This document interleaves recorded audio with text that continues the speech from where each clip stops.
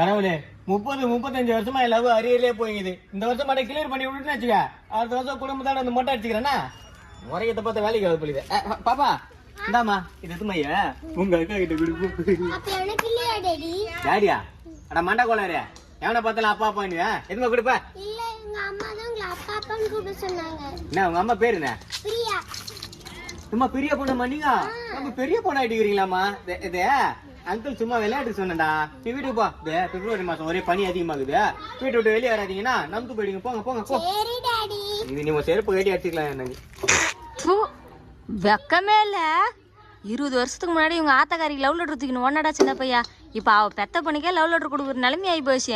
என்னமா தெரியும் என்ன மறந்து போய் கண்ணைக்கு ஆயிட்டு இருப்பா. ஒரு மதுரை விருதுநகர்லாம் கொளுத்திட்டு இருப்பான்னு பார்த்தா குழந்தை பத்துக்கிட்டு வேலையா இருந்துக்கிறா போல. இவரோட பொண்ணு ஆயிட்டுக்குதுமா.